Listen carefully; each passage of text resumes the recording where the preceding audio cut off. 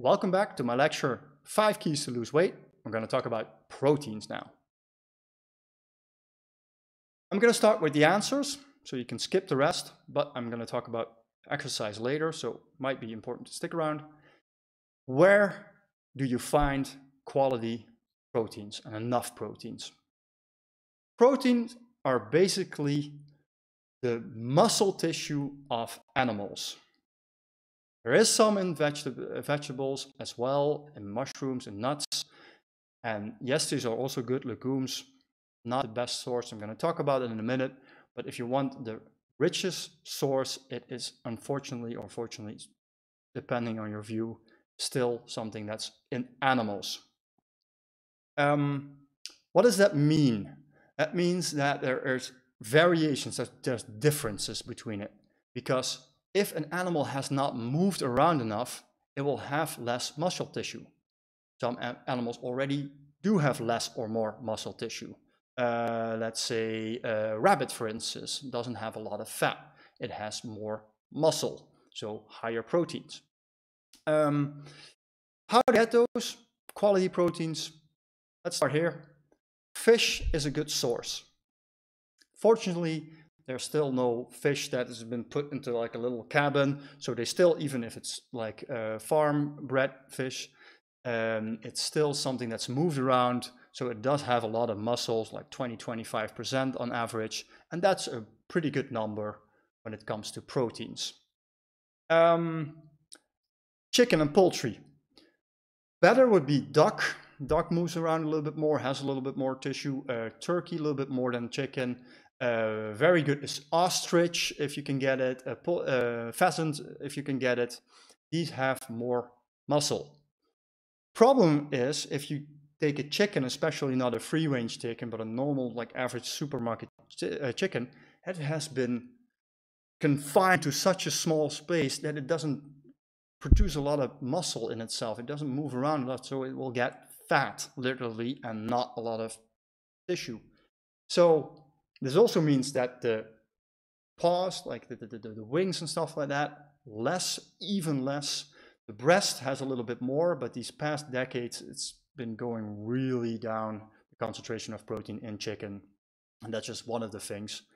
So be careful with that. And then finally we have the cow, and I think we know this, like a steak, like a big steak, has a lot of proteins in there. Unfortunately, we put the cow, like most farmers, put the cow inside for the last half year before they slaughter it. And then it has more fat and it's tastier. It's called marbling, this process, but it also makes them lose protein again.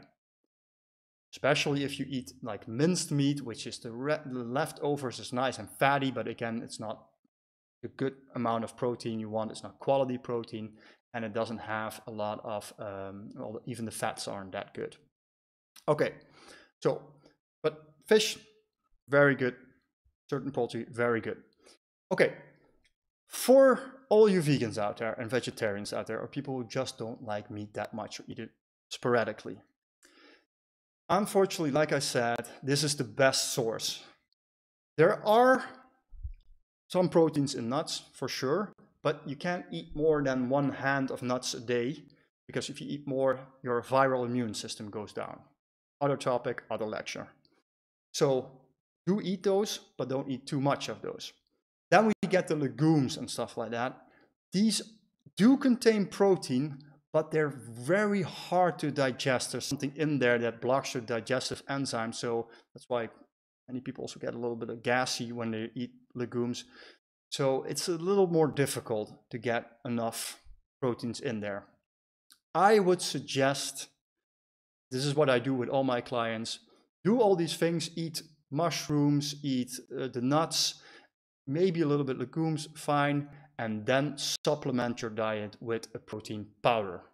I see no way around it. Protein powder, I recommend rice or algae protein or hemp protein. I'm not a big fan of the whey protein, which is made from milk, but if you can handle it, you can handle it. I cannot tell you guys how much protein you should eat exactly. Science has been completely all about the place on how much it is. Some say like 1.8 grams per kilogram weight, and others say up to 2 if you're really sporting a lot. But what I can tell you, whatever it is, even if you take this lowest amount, you're probably going to be too low if you're vegan. And even if you're not vegan, you're still probably too low. We saw that we studied this, there's a way to measure it, and almost everybody is at least slightly too low, depending on what you're aiming for. So I would suggest just adding it a little bit to your diet, maybe these powders, maybe some more fish in there, some quality fish and quality poultry in there, and just see how it has an effect on you. If you feel better, then great.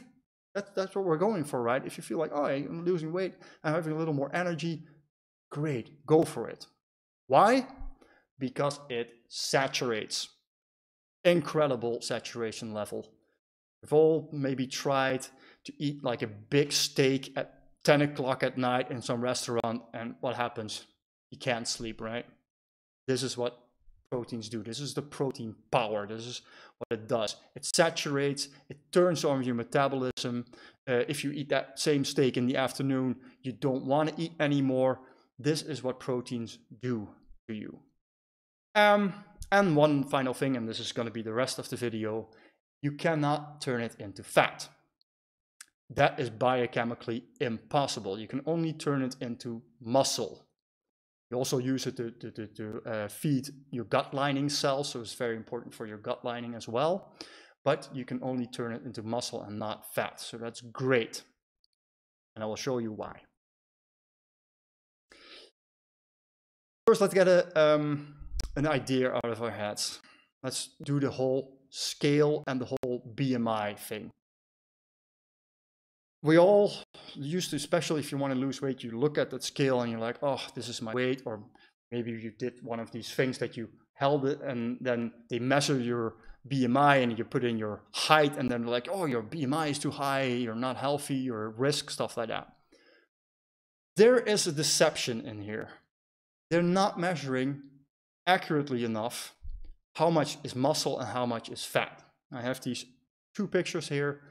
This man on the right, his tendency is to have a lot of muscle and little fat.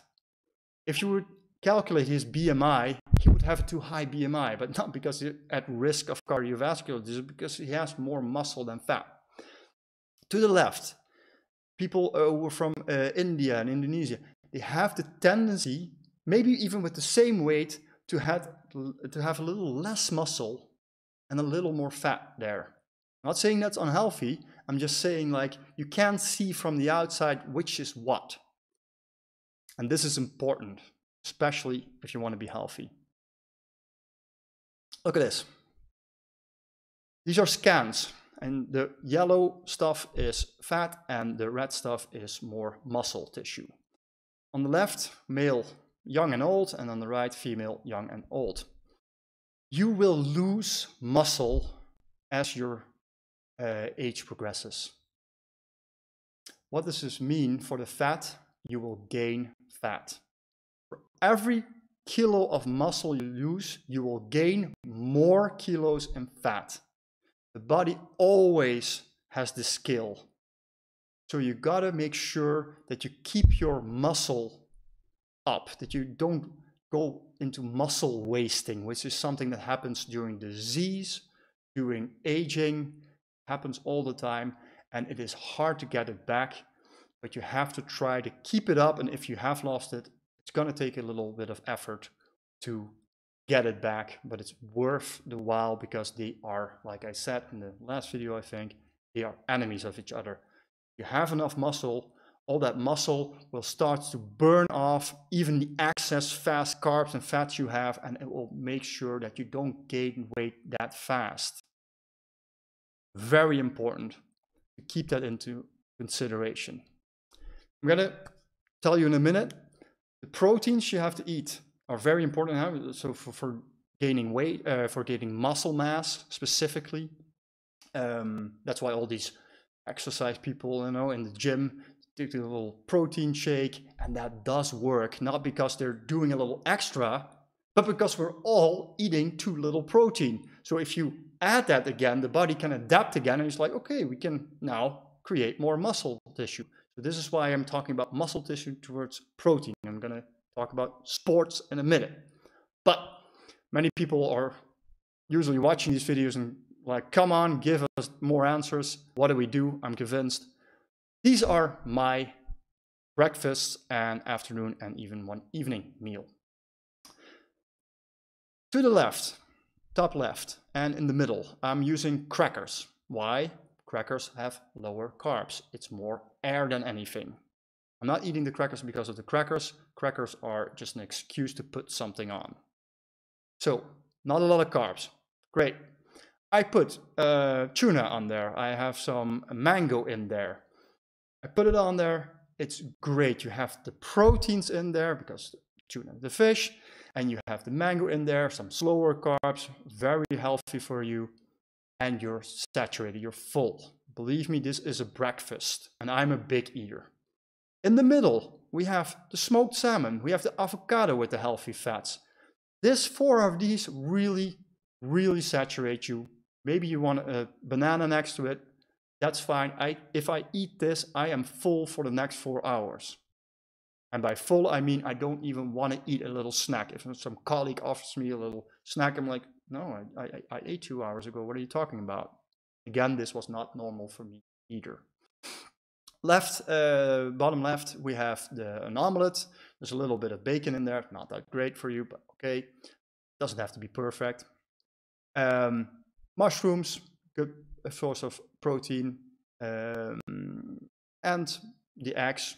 Believe it or not, eggs don't have a lot of protein in there. There's still some protein in there, but not a lot. But a very healthy breakfast will be enough for most people. And then we have the right, bottom right. Like I already mentioned, I am not a fat person, so I need a little bit more fast carbs. So every now and then I eat some rice, but there's still fats in there. There are the shrimps in there. There's a lot of oil in there, some vegetables with the fibers, and they will slow down these fast carbs, and super healthy, at least for me. If you don't want the rice, you can replace it with all kinds of vegetable rices are there now. Great. All right. Like I said, we're going to go back to sporting. Protein for the muscle, sports. Because if you just eat the protein, you're not going to gain a lot of muscle. You're going to stop muscle deterioration. You're not going to gain a lot either, unless you're already training and exercising. Now, really short, this could be an entire video by itself. I'm just going to give the best practices here, best science right now. If you are in an averagely good health, but your condition is a little down, I would recommend doing HIIT training or interval training or Tabata training. What is that? For the people who don't know, it is jumping jacks and push-ups and sit-ups and all kinds of things you can do at home, usually without any equipment whatsoever. And you do 20 seconds intensive and then 10 seconds rest, 20 seconds, 10 seconds. If you do this for only 16 minutes, minus cool down and warming up, it's only 16 minutes, twice a week, you will have an enormous boost in your metabolism and you will train your muscles as well. This has been proven to be the fastest way to get back into shape. We're talking about 2 times 16 minutes. This should be doable. But if you're already like, oh God, no, and I feel like my condition and I'm going to be completely exhausted after that, I cannot do this, or your brain tells you like, I don't know, you might want to start with pure muscle exercise. It's weird, huh? We're talking about losing weight. And now I'm saying no condition, no sweating, no burning of the fats, just do muscle exercise. Most people are still like, okay, my fitness isn't that good, but I can probably lift some heavy stuff. If you're going to do that, it's going to make your muscles healthier again in a relatively short time. You're also going to like gain a little bit of muscle weight. It takes a while, but there's especially going to be some hormonal changes. And then if you have that going for you again, you can slowly shift to either both or just like the Bata training I'm just talking about right now. Start with exercising your muscles. 3 sets of heavy stuff. First set, you just a little calm, and then second and third set, you go push yourself a little bit to the limit. Not in the beginning, but after 3 or 4 trainings, you can already do that. A little bit to the limit. Second day, muscle ache. That's the great day. If you have it the same day, it's too much. If you don't have it at all, it's probably not enough. You just exercise. Doesn't matter what age you are. You don't even have to do it with weights. You can do it by picking up some stuff outside, doing the gardening, as long as you use those muscles. Keep using them, or else you will lose them. All right. And last but not least for this video, the other side of exercise, because it's unfortunately not enough to do some intensive exercise. You also got to watch not sitting too much during a day. Nothing will break down muscle faster, say maybe disease, than sitting down and doing nothing. We are not built for this at all. We are not plants. We are supposed to move around ever so slightly the entire day. Just move around, say hi to somebody, give somebody a hug, repair your hut or whatever, like clean up your cave. We're not built for this sitting down. We're not built for computer work. We're not built for TV, leisure time. So please try to cut these sitting hours into small pieces, and every half hour you should sit up, stand up, and then move around a little bit. Try to get that heart rate up again. So every half hour, 2 minutes, every hour, 4 minutes. This has been studied, and you really got to get that up. So that means moving your arms a little bit, maybe do a little table exercise. If you have a company that's already invested in that, use the whole up and down the table, maybe even the bike. You can sit on a ball or like something that's make you imbalanced. Whatever you can do to make your body move more than just this, and maybe you're static your neck every now and then. That's too little. That's not good enough. You need to move around.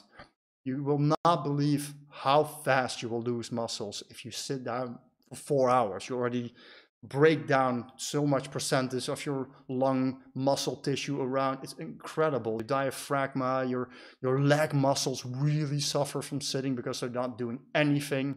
This is not a normal situation. Think about somebody's in the hospital, or if you're laying down and you have the flu for a couple of days, and then you're like, what happened? It goes really fast. So try to move around a little bit, not in a compulsive way. Just put a little alarm clock. Windows has an alarm clock. I'm sure Apple does as well. And then every half hour, the alarm goes off at the wrong time. Always right. You stand up, you look, you finish what you're doing, and then you're like, oh, hey, I'm standing up. Okay, let's move around just a little bit, get the blood flowing again, see if I'm actually concentrating on the right thing, or I'm just ramming and yabbering on like I'm doing right now, or you're just too focused on one thing and you shouldn't be. Get it going, and then sit down and get active. It works perfectly. They already studied it. Your productivity goes up, now down. So these 2 minutes breaks, believe me, your boss won't miss it. All right, that's it. When it comes to proteins, we're going to talk about the thyroid now. The thyroid can really, really, really be an obstacle, because if you do have thyroid problems, you're probably watching this and you're like, sure, all these things, oh my God, it's too much. This is probably the thyroid that's being low, and you just don't feel like doing anything. So, sounds familiar? Pay attention to the thyroid thing. Thank you.